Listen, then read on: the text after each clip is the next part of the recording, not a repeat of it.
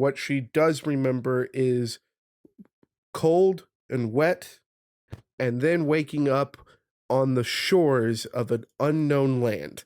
All right. So I don't like to talk about my past as a smuggler, but reading this really hit home for me. There was a time in my life where this is just like, oh, I remember that. I know where Gwen's coming from. Oh my God. Like they're going to come and arrest Beefy Darkness, man.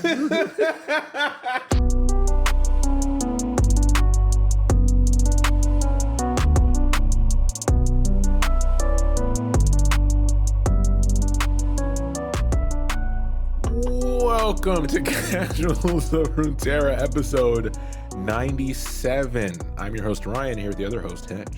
Is it episode 97? We're not even sure anymore. You know, it's funny because at the beginning, I mean, the listeners don't know, but we check a billion times to make sure we don't screw this up. Because we don't do much, behind the scenes, how the sausage is made. We don't do much editing. It's mainly clean up the audio a bit. But as far as, Hetch and I are pros, man. We've been doing this for a while. We just do one take and that's it. We pack up and we go home to our families.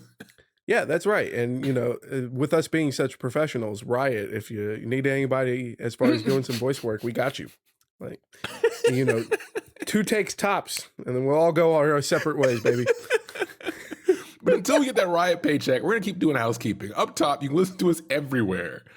You can email us if you want to get in contact at podcastcore@gmail.com. That's for you, Riot. You can visit us at podcastcore.com for all of our info. And then follow us on whichever platform you prefer, or all the platforms. Specifically, if you want to give us a subscribe on YouTube just to help out the numbers, we appreciate that as well. Leave a like, a comment. We want to hear from you. But the easiest way, the way we've gotten this far, is by word of mouth. So tell a friend to remember the faces of their enemies by listening to the Casuals of Runeterra podcast. Oh God, we're going grim and dark again. we're going the DC route, baby. It's going to be grim and dark and constantly in flux. Hey, we don't talk about DC anymore. We're going the Warhammer route. Oh shit, baby. Okay, it's grim, it's dark, and constantly in flux.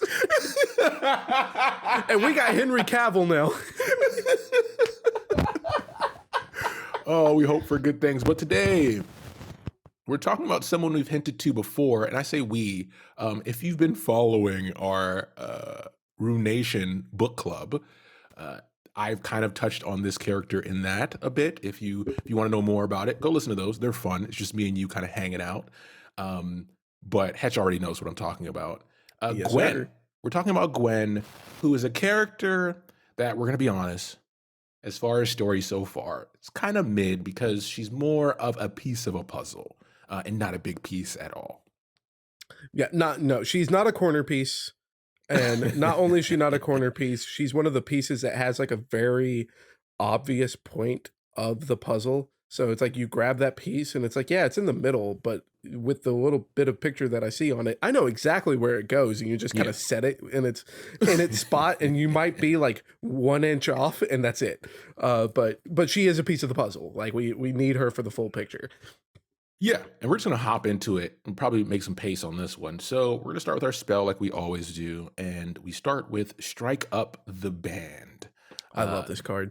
Yeah, it's an awesome card, and it has 2 parts to it. So the first one is it's a 3-cost slow spell that has Summon 2 Ghastly Bands, but as always, we like to look at the flavor of the card. So on the flavor, it says, Keep it lively, double time, and that's from the Conductor of the Mist.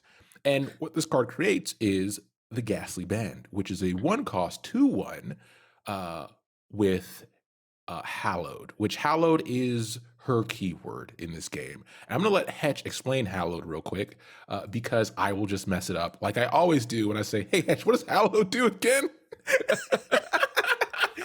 I got you. I'm a filthy Gwen player as far as when I was on ladders still. So Hallowed is a kind of like a last breath keyword.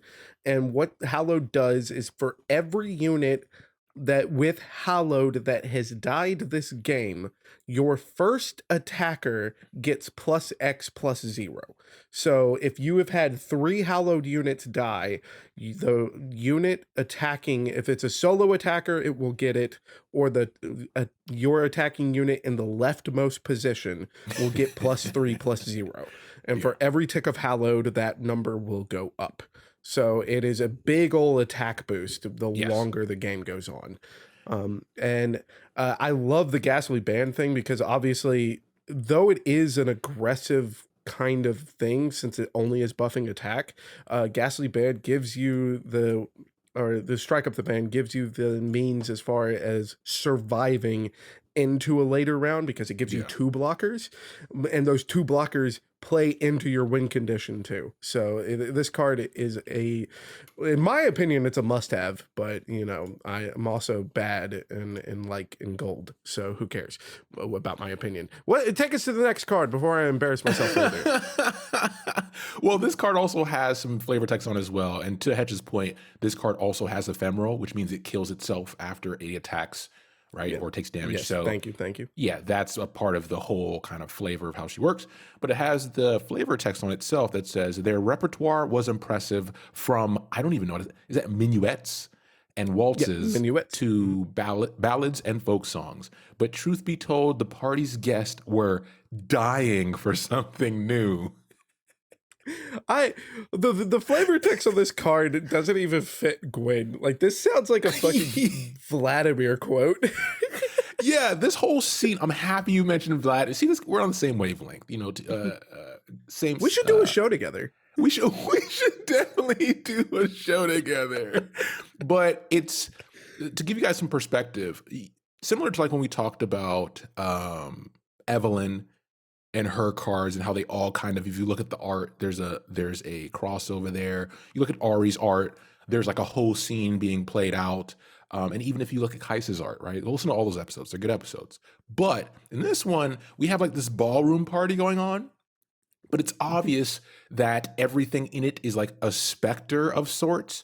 But we don't know as the viewer if it's like a malicious kind of Joker like intent where the Black Mist or the Harrowing is playing a trick on Gwen, who's at this ball. And to tell you why she's at this ball, we have this next card, which is a Boisterous Host. Now, Boisterous Host is a 2/1 with Hallowed. Pretty simple, run-of-the-mill card for her archetype.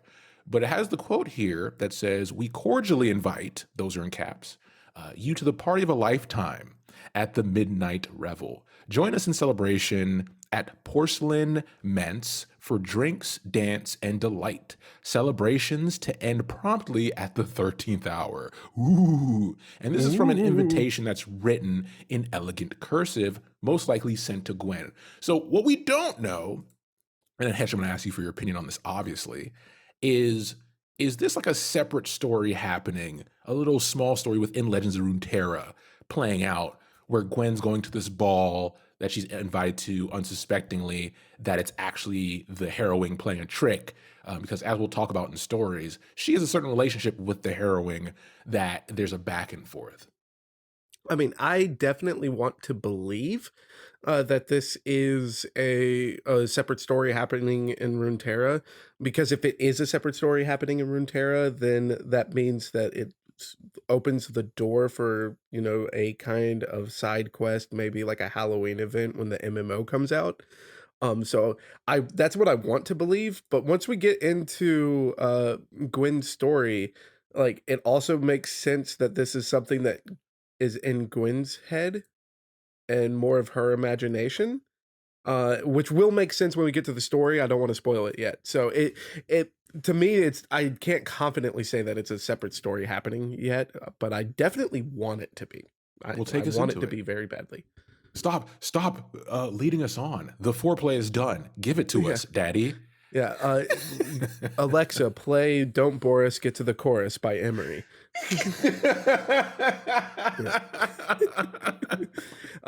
But I do like the card Boisterous Host because it's a 1-drop, it's a 2/1.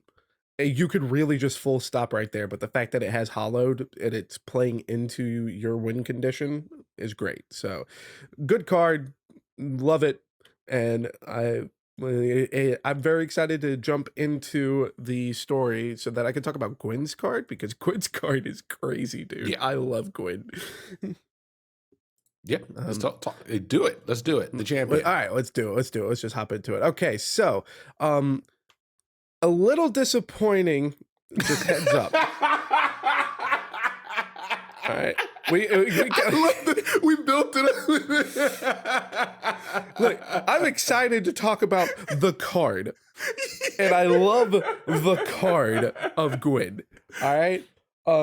Especially if there are any listeners out there that are mine and Ryan's generation, this story is going to be very familiar to you. Yeah. Oh, I forgot to And mention the name of the episode.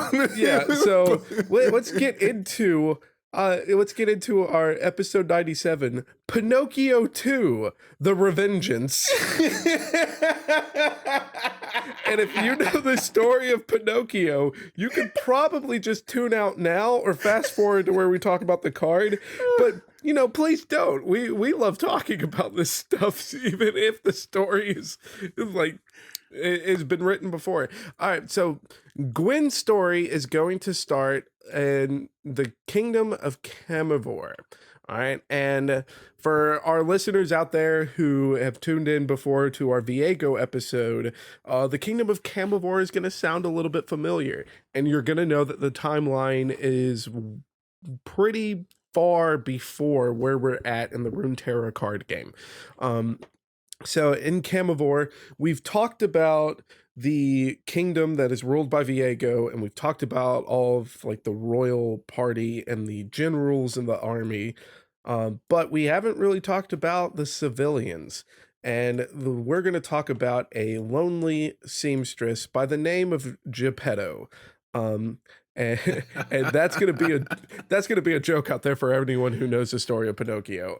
But this unnamed seamstress creates a doll and names the doll Gwen. So we have an inanimate object that is keeping some lonely old woman company. And from this point, we do get to, like, the story is told from Gwen's perspective or Yes. from her memories. So, like, the very next line of once it establishes that she's a doll is that Gwen can remember of her past. She remembers with love. So she does have memories of being a doll. Which is kind of interesting, but that does kind of fit into the theme of like when we talked about our Evelyn episode or with Maokai, where we have like these memories that go back before they become like physical beings. So Gwen was a physical object. Galileo as well. Yeah, but before she became sentient, she does have some memories. And these memories involve the seamstress, making her dress, trimming her hair, making her pretty, and like watching the seamstress work with with her scissors and her nearby needle and thread. And they would play, she would play with Gwen and other dolls that she created, and like create like these little stories, as much as it's like the seamstress, you imagine it being like a full-grown adult like this, she very much acts like a child Yeah.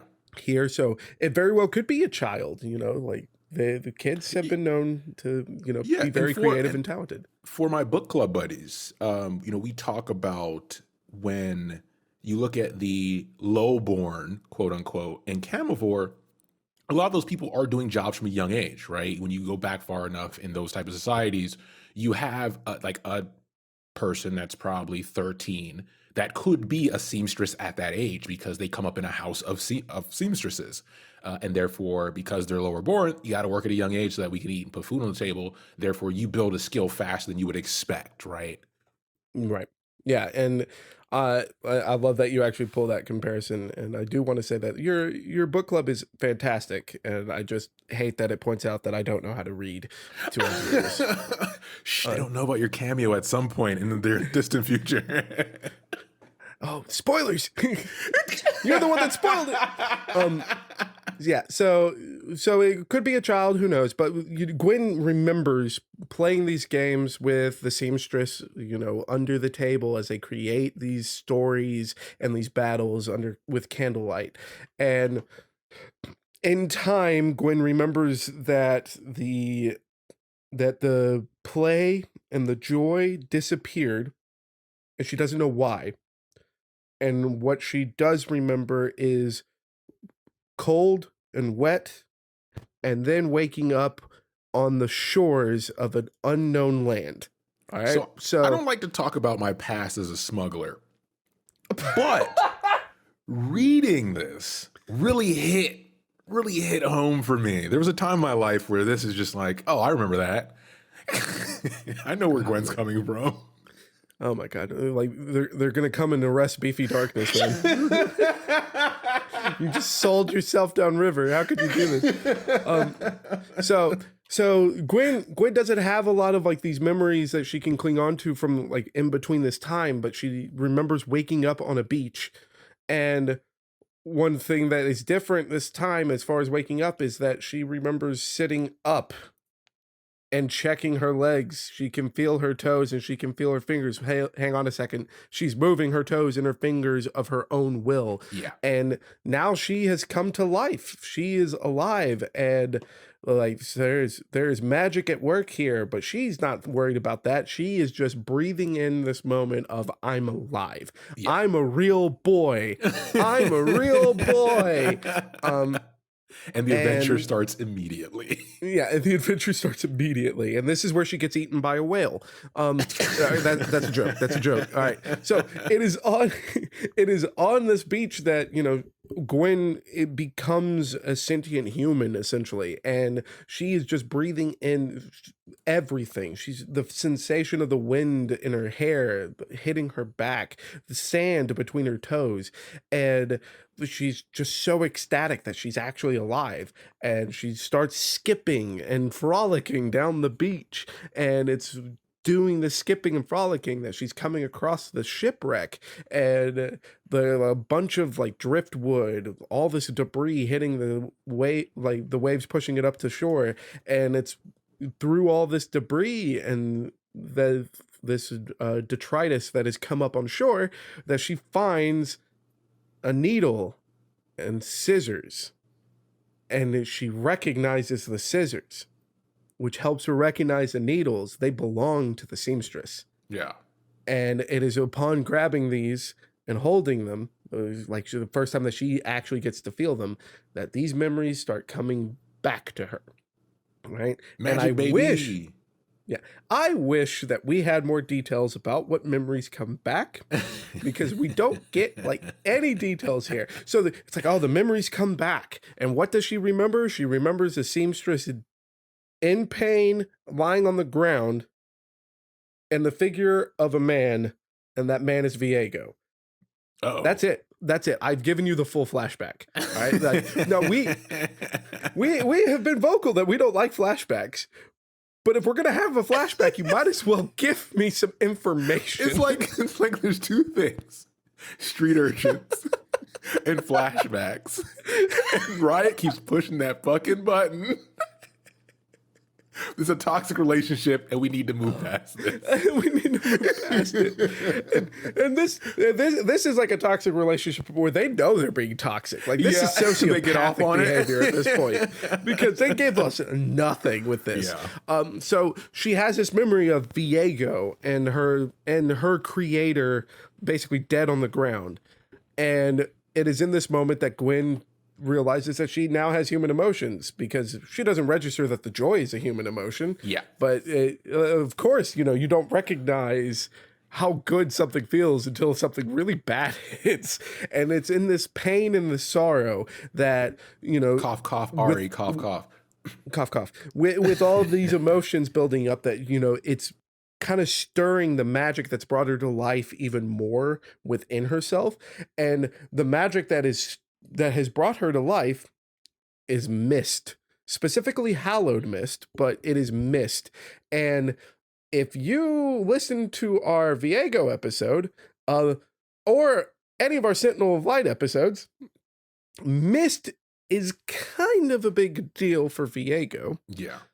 but his is the black mist. And the black mist is attracted to this new mist that's there. So a bunch of mist wraiths descend upon the beach, Yeah. and now Gwen has found herself surrounded by countless foes.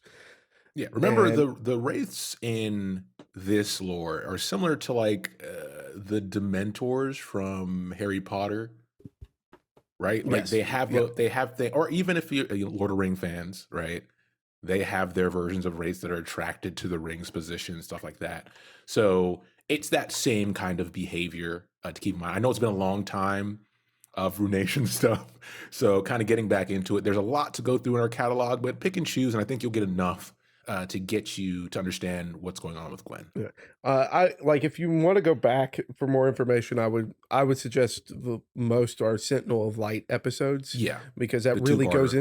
in. Yeah, Yeah, like it goes into a lot more of like Viego's involvement post harrowing. yeah, Um, so it will give a better idea as far as like how the mist wraiths appear and how like people fight them. And yep, speaking of fighting them, Gwen, she's human now. She's surrounded, beset on all sides by foes. So she now has a new instinct kick in, which is fight or flight.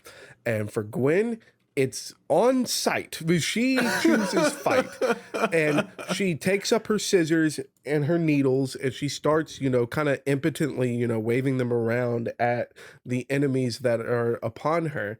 And it is when she is like defending herself that she starts to channel the magic more. She begins to yeah. channel the hallowed mist. And at that And point is when Rob Dugan's Club to Death starts to play in the background. That's a Matrix shout out for you real fans. hell yeah. So play as Hetch explains this, play Club to Death. Trust me, it works. It works perfectly. And so it's with this hallowed mist, the more that she channels into it, the more that what we recognize as Gwen becomes about, because the scissors end up becoming spectral and way oversized. The needles also become spectral. She's able to control them, and this is what gives her the ability to fight off the wrist mates, the mist wraiths, and the and it is here that we end up getting like this throwdown on the beach, and we have a big old fight, right? And the more that she channels into the mist, the more that she remembers, the more that she sees Viego's face clearly. And it's the more that she feels this emotion of being heartbroken.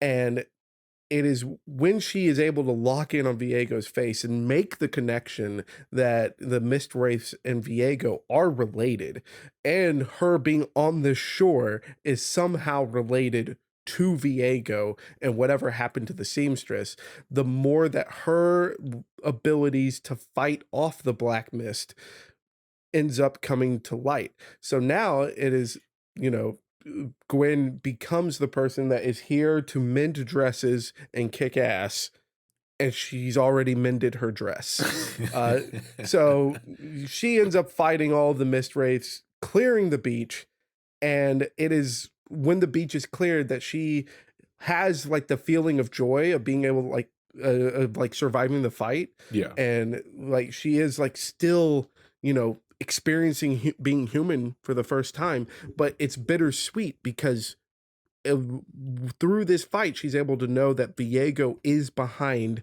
whatever happened to her creator. Like, so Geppetto's dead because of Viego, and Viego's also the one that is controlling or at least linked to these wraiths that were here. So I have a job to do. I've got to go and find Viego and figure out what happened to my creator. And this sets Gwen off on her journey where she starts going through the land of Valoran, trying to track down the Black Mist and Viego. But she decides that through this journey, she's going to focus on how great it is to be alive, because she has no idea how long this gift of life is going to last for her. which is that's a really beautiful message as far as to end on, but that's Yeah. also the end of the story. It's one of those stories that, we like to bring you guys every part of the spectrum. And we've had stories where we've talked about how bad they've been, parts of Star Guardians, quote unquote. But even though this is mid, this story almost functions as a pitch for like a small cinematic idea for Gwen. Because Gwen, when she came out, she had like her character video that had a small kind of comic book style introduction to the story of her being a doll and coming to life. But this specific would be a cool cinematic done in the style of like some Star Guardian videos where you have like a 1 minute, 2 minute expose that shows you this playing out, because it does a lot of things. It shows her coming to life. It shows her understanding what emotions are and the dynamics of them. It shows her finding a resolve, which she's never had to have one before because she wasn't real. And her actually having a small action scene that also gives you the example, spoilers in Sentinel Lights, gives you another version of a counter force to the harrowing and to the Black Mist, right? That's a lot. So it Yeah. does a lot. It's not exciting, but in that form, it could be useful. And you could easily cram that into like a 3-minute video. Yeah, Like exactly. I'm very surprised that Riot hasn't really run with something like that Especially yet, considering Gwen is a very popular top-end I, character. Yeah, For casual I'm play. hoping that we get to see something like that in the future when the MMO comes out, because again, Oh, definitely. getting more of like Gwen's story or what Gwen is doing while the Sentinel Lights are fighting for their survival, like getting more of that would be like a lovely Halloween event. Like that'd be Oh, great. yeah. I mean, even Um, so, we talked about we're unsure about the place that the expression in the cards play in her story, right? Like that could be a raid dungeon or just a boss where you go into this ballroom and it's this ghostly party that you and Gwen get invited to, right? That kind of stuff, right? Like that plays oh, that'd very be well great. into the MMO environment. And Riot, our email is always open. Yeah, yes, we'll definitely help you out with this. All right. Okay. So that's a story. Yeah. If you if you want more of that story, I don't think you can, if you can find a VHS player anymore, like you can find Pinocchio on VHS. Actually, one Now, just came out. Guillermo del Toro just put his version out and supposedly is really good. So if you shut like up. Netflix and you still have an account, people are I loving can't that believe one. this. I know, right? I It's can't crazy. believe you've done this. All Free right, well, promo for Netflix. Gross. let's talk about what's actually exciting, the card, okay? All right. This card is actually exciting. Yeah. It's one of my favorite champions that's come out in a long time. At the time of recording, we've had a lot of champions drop, and this is still like one of my favorite releases in the game because this card is so much fun. So Gwen is a 4-mana 3/4 with quick attack and hallowed. All right. So the hallowed again kind of works like a last breath, and this is important because it does play into Gwen's level up. So she also has on the attack, when another ally gains power from hallowed, so do I. I also drain 2 from the enemy nexus. So if you have 2 hallowed creatures that have died, you're getting +2/+0 on your first attacker. But if you have Gwen out, you get +2/+0 on your first attacker and Gwen. So that's already like a 4 damage swing. So this plays great in aggressive playstyles, and it's doing 2 damage over the top, as well as healing you for 2. And the drain effect does count towards her level up. And her level up is that I have dealt 10 plus damage. So if you're playing a more defensive style, you could kind of get to a point where you swing with Gwen and she levels up immediately. But I prefer to play her aggro, and even then she can level up in 2 attacks even without a hallowed trigger because of the drain ability. So the card is sick. All It right. fits very well into like the way she plays in League of Legends, where she has this ramping effect, where when she gets going and she starts healing and stuff like that, it becomes destructive. It just feels out of control. Yeah. Kind of like Fiora back in Yep. the day. Well, I mean, back in the day, Fiora can still get to a point where she's out of control. And Before I get to the flip, because the flip is awesome, the flavor on this front card is like kind of cute. So it's Gwen snipped her way through the black mist, thinking it strange how completely it enveloped the area. And once she had, the enchanted manse stood out amongst the bleak woods with a beacon. Little wonder Gwen was drawn to it. How curious it was, but also how grand. Again, Gwen is choosing to be like, yo, life, being alive is awesome. Yeah. Despite the fact that I'm literally fighting for my life every day. But like the flavor just really speaks to her as a character. And when she flips, holy cow. Okay, so the flipped Gwen is a 4/5 quick attack and hallowed. All right, she still gets the bonus hallowed damage, even if she's not the first attacker. But now she has drain 1 from the enemy nexus 1 time for every 2 power I have. All right. At the point that she flips, you are very likely having like +6 damage. So you drain 5 on the attack. Like that is insane. And so like she can do bonkers damage over the top. So forget any effects to like actually get her to go through and hit cleanly. Just like she is in the League of Legends game, if Gwen flips, you're probably dead. Like, like if you haven't dealt with Gwen and she's flipped, you're probably dead. Yeah. And if Gwen isn't taken care of in top lane, like if you don't, minimize her farm, kind of shrink where she can play, you're probably dead. or you probably just like go to the other side of the map, wherever Gwen's at, go to the other side. We're playing away from her. And she's just like that in Runeterra. And we'll take a look at her flavor text. This one is still kind of the same way of showing how cute and bubbly she can be. So she knew that the black mist must be driven back from wherever it had spread to, and the joy and light these spirits lent her efforts cut through it readily. If she could help their celebration in the meantime, all the better. And like this kind of plays into like what we were talking about with the boisterous band, where it's like, is there a sub story that's being built here?